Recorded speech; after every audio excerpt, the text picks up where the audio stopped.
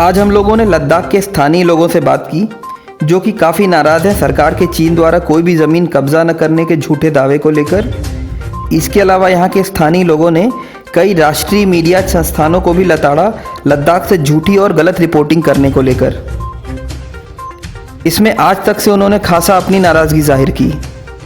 अगर आप सच्चाई नहीं बता सकते हो तो आप झूठ तो मत बोलो ना, देश को बेवकूफ मत बनाओ। सेना वही करता है जो ऊपर से ऑर्डर रहता है। ये फेलियर किसका? भारत सरकार का फेलियर है सारा। अगर कहीं ना कहीं अगर इंटेलिजेंस फेलियर हुआ, अगर चाइनीज की गतिविधियों को अगर हम समझ नहीं पाए हैं, देख नहीं पाए हैं, उसको नजर नहीं रख पा रहे हैं, तो जिम्मेवारी किसकी बनती है? भारत सरकार की बनती है। आप फौजियों को क्यों दोष दे रहे हो? वो तो वही करेगा जो ऊपर से ऑर्डर रहता है। मीडिया, जो मेन स्ट्रीम मीडिया है, अगर वो आप ऐसा करने लगोगे जिस तरह से आप बोल रहे हो कि ये सेना की गलती है, बाकी जो एडमिनिस्ट्रेशन का मतलब भारत सरकार की जिम्मेवारी नहीं है। जो मौजूदा परिस्थितियां हैं इनको किस तरह से देख रहे हैं? क्योंकि प्रधानमंत्री जी का जो स्टेटमेंट आया उसके बाद में राहुल गांधी ने खुद से जो है वो अटैक करके कहा कि सैटेलाइट की इमेज जो है वो कुछ और दर्शा रही है, प्रधानमंत्री जी कुछ और कह रहे हैं। आप यहाँ पर लद्दाख के जो है बाशिंदे भी हैं, यहाँ के कांग्रेस के प्रेसिडेंट भी हैं, आप कैसे देख रहे हैं इसको?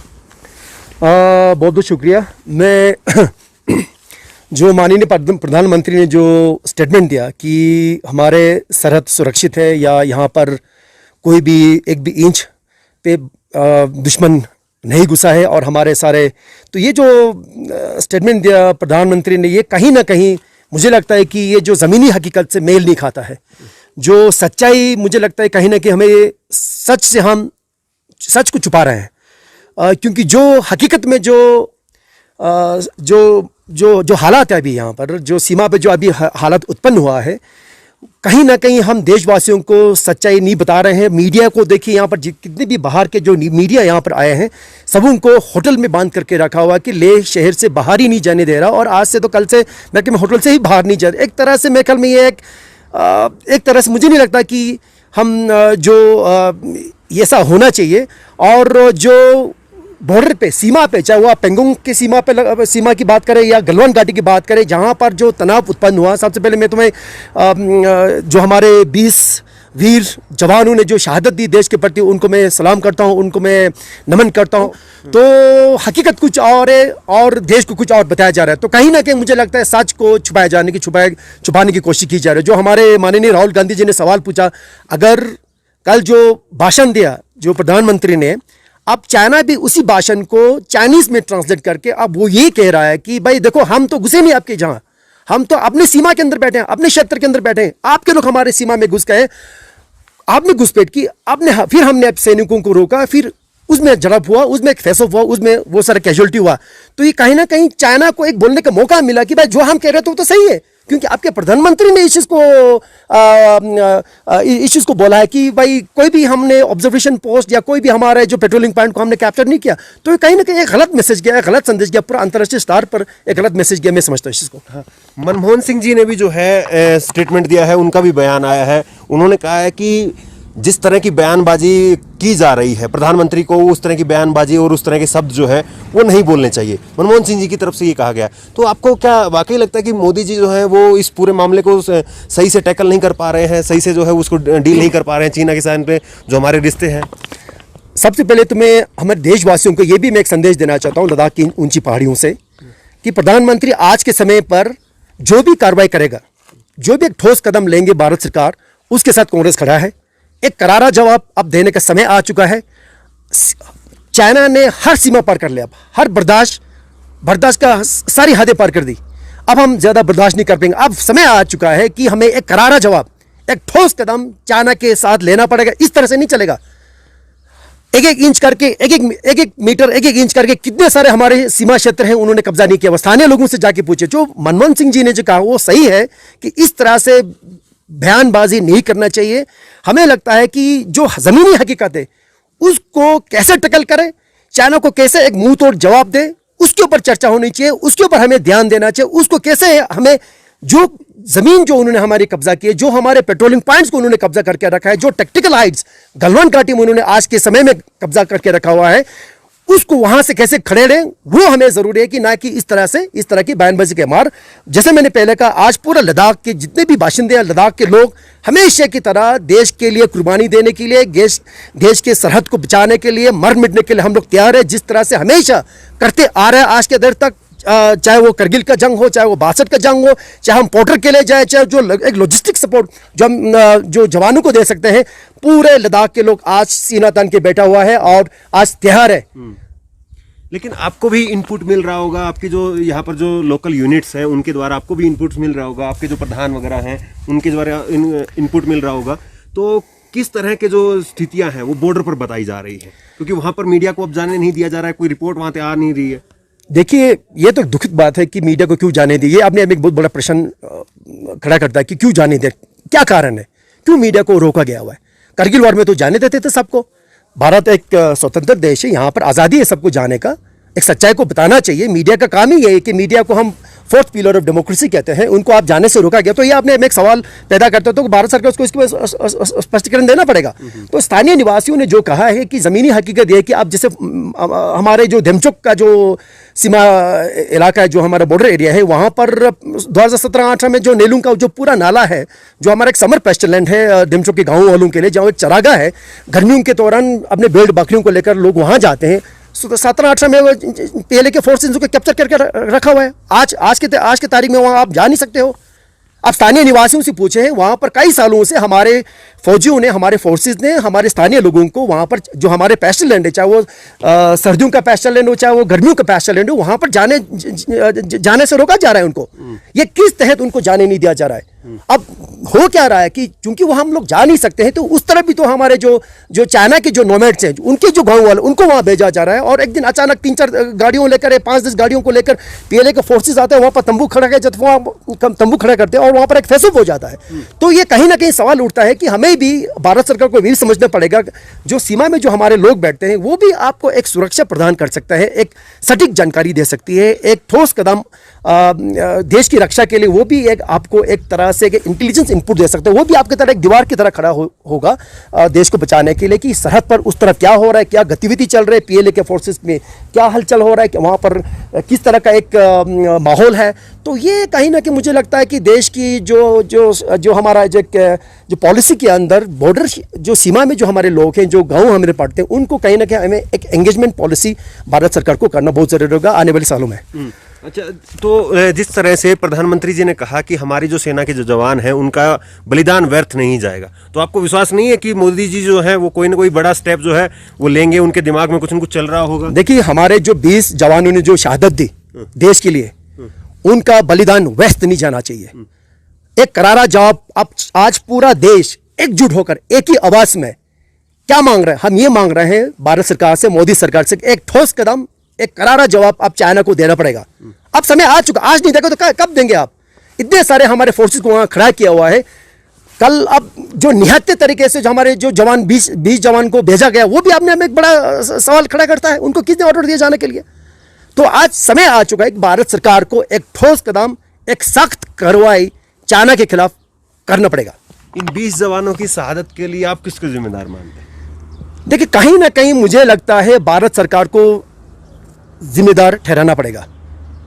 जो कार्रवाई होनी चाहिए थी, जिस तरह से आप देखिए इतना गतिविधि वहां चल रहा है, इतना इंफ्रास्ट्रक्चर डेवलपमेंट हो चुका है। आप पेंगोंग झील की तरफ देखिए, जो पहले एक ज़माने में, आज से कई साल पहले, सिरजप जो फिंगर एड के पीछे की तरफ है, वहां तक लोग पेट्रोलिंग करने जाते थे। हमारे भूतपूर्व सैनिक, आप उनसे पूछे, स्थानीय निवासियों से पूछे।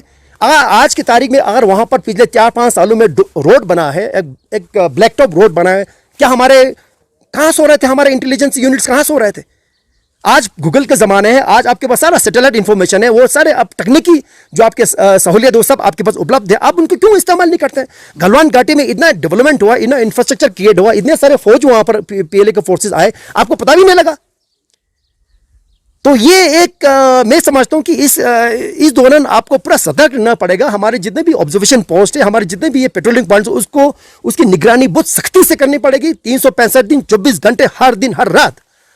और मैं ये भी समझता हूँ कि हमारे जो लद्दाख स्काउट्स के जो रेजिमेंट है, जिन्होंने एक इतना ज़बरदस्त काम किया कारगिल जंग के दौरान, बाकी सारे रेजिमेंट्स ने भी किया, मगर उनका जो योगदान है बहुत सुप्रीम रहा, उसके अंदर उसमें कोई शक नहीं है। ये भी बात चला था कि जो लद्दाख स्काउट रेजिमेंट को उनके जो बटालियन है उनको बढ़ाना था। ये पहाड़ी इलाका है, यहाँ पर मैं समझता हूँ कि जो जितने भी हमारे जो बॉर्डर फोर्सेस, बॉर्डर जो इलाके हैं, खासकर जो पहाड़ी इलाकों में पड़ते हैं, चाहे वो लद्दाख हो, चाहे वो सिक्किम हो, चाहे अरुणाचल प्रदेश हो, चाहे हमारे ये स्पीति के एरिया में हो, इन पहाड़ी इलाकों में जो हमारे जो पहाड़ी जो फोर्सेस है, चाहे वो लद्दाख स्काउट्स हो, कुमाऊं रेजिमेंट हो, या जो भी हो, उनकी तैनाती होनी चाहिए, क्योंकि उनमें क्षमता ज़्यादा है, उनके अंदर जो यहाँ पर जो एक्लिमेटाइजेशन उनका अच्छा रहता है, उनकी वो दौड़ सकते हैं, भाग सकते हैं। तो इस तरह से मुझे लगता है कि एक हमारी जो रणनीति है इन एरियाओं में, भारत सरकार को इसके ऊपर दोबारा से विचार करना पड़ेगा, और जो माउंटेन रेजिमेंट है उसको बढ़ाना पड़ेगा, और जो लोग पहाड़ी इलाकों से आते हैं उन फोर्सेस को बढ़ाना पड़ेगा। और इन इलाकों में, इन पहाड़ी चोटियों पर इतने सारे हमारे ऑब्जर्वेशन पोस्ट है जिनका जो हाइट है वो 17,000, 18,000, 19,000 फीट की ऊंचाई पर है। आपका जो पेंगोंग लेक है वो 14,400 फीट की ऊंचाई पर है। गलवान घाटी का जो नाला है वो 14,000 के ऊपर की ऊंचाई पर है। तो इन सारे इलाकों में जो हमारे जो पहाड़ी जो रेजिमेंट्स है वो ज़्यादा सक्षम होंगे कार्रवाई करने में। ऐसा नहीं कि बाकी जवानों में ताकत नहीं, या उनमें वो जोश नहीं, उनमें जो हौसला नहीं है, ऐसा नहीं है, मगर इनका जो एंड्योरेंस लेवल है, जो क्षमता है, जो कैपेसिटी है, वो ज़्यादा है। तो इस सब के ऊपर हमें एक दोबारा से एक बहुत गंभीरता से इसके ऊपर सोचना पड़ेगा, और एक स्ट्रेटेजी, एक नया तरह की रणनीति हमें अपनाना पड़ेगा। आज तक की पत्रकार है श्वेता सिंह, उन्होंने उनकी एक वीडियो जो है वो काफ़ी वायरल हुई, और काफ़ी लोगों ने जो है उनको उस पर खिंचाई भी किया कि उन्होंने कहा कि सेना जो है वो पेट्रोलिंग करती है, सेना जिम्मेदार है। सीधे सीधे उन्होंने सरकार के ऊपर सवाल खड़े करने की बजाय सेना पर सवाल खड़े कर दिए। और अब जिस तरह की रिपोर्टिंग देखी जा रही है, क्योंकि हम देख रहे हैं, हम इस वक्त लेह लद्दाख में हैं, लेकिन यहाँ से आगे मीडिया को नहीं जाने दिया जाए। उसके बाद में भी जो है मेन स्ट्रीम मीडिया यही दिखा रही है कि देखिए हम ग्राउंड जीरो पर हैं, हम इस पुल के ऊपर खड़े हैं। ये किस तरह की आप जो है रिपोर्टिंग देख रहे हैं? मुझे बहुत दुख है जो ड्रामा कर रहे हैं यहाँ पर। कई सारे यहाँ पर नेशनल मीडिया आया हुआ है, वो बिल्कुल झूठ पे झूठ बोला जा रहा है। मैं कुछ दिन पहले मैं देख रहा था, जो आज तक का जो चैनल है, किसी होटल की छत पे बैठकर जो हमारे माशो गांव के ऊपर जो पिक्स आपको नजर आता है, जो स्नो पिक्स आपको नजर आता है, वो बोलता है कि जो सामने जो दिखाई दे रहा है वो गलवान घाटी है। लोगों को बेवकूफ बना रहा है यहाँ पर बैठ के। आपको अगर आप सच्चाई नहीं बता सकते हो तो आप झूठ तो मत बोलो ना, देश को बेवकूफ मत बनाओ। आप फौज के कंधे पे बंदूक रखकर आप गोली चलाना चाहते हो, तो ये तो बिल्कुल बर्दाश्त से बाहर होगा। और उन्होंने जिस तरह से कहा कि सेना पेट्रोलिंग करती है, सेना की जिम्मेदारी है, श्वेता सिंह ने ये कहा था, बिल्कुल दुखद। मैं बिल्कुल खंडन करता हूं, मैं कंडेम करता हूं। और इस तरह उन्होंने जो स्टेटमेंट दिया, ये हाँ उन्होंने कहा ना, मैं कह उन्होंने कहा, बिल्कुल मैं इसका कंडेम करता हूं। ये बिल्कुल निंदनीय है, और ये बिल्कुल मैं इसको कंडेम करता हूं। सेना वही करता है जो ऊपर से ऑर्डर रहता है। ये फेलियर किसका? भारत सरकार का फेलियर है सारा। अगर कहीं ना कहीं अगर इंटेलिजेंस फेलियर हुआ, अगर चाइनीज की गतिविधियों को अगर हम समझ नहीं पाए हैं, देख नहीं पाए हैं, उसको नजर नहीं रख पा रहे हैं, तो जिम्मेवारी किसकी बनती है? भारत सरकार की बनती है। आप फौजियों को क्यों दोष दे रहे हो? वो तो वही करेगा जो ऊपर से ऑर्डर रहता है, वो तो वही करेगा जो उसको कहा जाता है। तो आप सेना को दोष देना चाहते हो आप, तो ये तो बिल्कुल नहीं चलेगा। ये इस तरह से आप देश को बेवकूफ बनाना चाहते हो। फिर आप बोलते कि राष्ट्रवाद की बात करते हो आप सेना को इल्जाम देते हो। कल देखिए, आप देखो क्या हो रहा है वहां पर। जो 20 जवानों ने जो शहादत दी, उसमें कई सारे रेजिमेंट के लोग हैं, बिहार रेजिमेंट के, वहां पर कुछ हमारे सिख रेजिमेंट के भी लोग, उन्होंने भी शहादत दी। अब एक ही रेजिमेंट का नाम लिया जा रहा है। मैं कहता हूं एक नीचे से लेके ऊपर तक, जो फौज के जो ट्रक ड्राइवर से लेके ऊपर तक, सबका उसके अंदर योगदान है। सबने बलिदान दिया, सबने देश के लिए मर मिटे हो। शहादत सबको देनी चाहिए, शाबाशी सबको मिलनी चाहिए, ना कि एक रेजिमेंट को। तो इस तरह से सेना के कंधे पे बंदूक लगकर आप कुछ और मकसद हासिल करना चाहो, तो ये बहुत दुखद बात है। और मीडिया, जो मेन स्ट्रीम मीडिया है, अगर वो आप ऐसा करने लगोगे, जिस तरह से आप बोल रहे हो कि ये सेना की गलती है, बाकी जो एडमिनिस्ट्रेशन का, मतलब भारत सरकार की जिम्मेवारी नहीं है, तो ये बहुत गलत है। और मैं इसका बहुत जोर से मैं खंडन करता हूँ इस चीज़ को। देखिए, सेना जो है वो लगातार अपना काम कर रही है, और सेना की वजह से ही हम सुरक्षित हैं। लेकिन सवाल यही उठता है कि लगातार जिस तरह से मीडिया जो है, खास करके हम लेह लद्दाख के इस वक्त जो है इस क्षेत्र में है, और यहाँ से आगे जो है वो अब मीडिया को नहीं जाने दिया जा रहा है। ये सच्चाई है और इस वक्त हम यहीं पर हैं और यहीं से जो है वो लेह लद्दाख से ही हम रिपोर्टिंग कर रहे हैं। और आपको सच ये बता दें कि यहां से 250 किलोमीटर की दूरी पर जो है वो गलवान का जो है वो घाटी है और करीब 150 किलोमीटर की दूरी पर जो है वो पेंगोंग की लेक है। ये सच है, लेकिन मेन स्ट्रीम की मीडिया जो है वो कह रही है कि हम जो है वो ग्राउंड जीरो पर हैं बिल्कुल, और वहीं से जो है वो रिपोर्टिंग कर रहे हैं। और एक कोई भी जो पहाड़ी है उसके पीछे दिखाते हैं कि ये गलवान, इसके पीछे गलवान है। ऐसा नहीं है, यहाँ से 250 किलोमीटर की दूरी पर जो है वो गलवान की घाटी है। सरकार की तरफ से जो है रोक लगाई गई है, यहाँ के लोकल प्रशासन की तरफ से रोक लगाई गई है कि आप नहीं निकल सकते हैं। और यहाँ तक कि अब ये रोक लगा दी गई है कि आप होटल से भी बाहर नहीं निकल सकते हैं। तो ये जो है वो कहीं ना कहीं दिखाता है कि सरकार कुछ ना कुछ जो है वो छुपाना चाह रही है। अगर ऐसा नहीं है तो मीडिया को क्यों नहीं छूट दी जा रही है कि वहां पर जा करके दिखाएं कि क्या स्थिति है, कहां तक जो है वो सच है और कहां तक अफवाहें हैं। ये कहीं ना कहीं जो है वो मीडिया को छूट मिलनी चाहिए, क्योंकि कारगिल के युद्ध में भी इसी तरह से मीडिया ने रिपोर्टिंग की थी, ग्राउंड जीरो पर जाकर के रिपोर्टिंग की थी। लेकिन अब जब 15 जून के बाद में कोई नई झड़प नहीं हुई है, उसके बाद में भी जो है अभी भी लगातार जो है वो मीडिया को रोका जा रहा है। तो ऐसे में सवाल तो उठता है कि सरकार क्या वाकई कहीं ना कहीं कुछ छुपाना चाह रही है, और जिस तरह से बैकडोर पर जो मीटिंग चल रही है उसके जरिए सरकार ये शायद ये सोच रही है कि ये पूरा मामला जो है वो सुलझ जाएगा। लेकिन सवाल यही उठता है कि क्यों मीडिया को रोका जा रहा है और क्यों जो यहाँ पर मेन स्ट्रीम मीडिया पहुंची है वो गलत फैक्ट जो है वो दिखा रही है। इस खबर को लेकर के आपकी जो भी राय हो नीचे कमेंट बॉक्स में अपनी राय जरूर दें।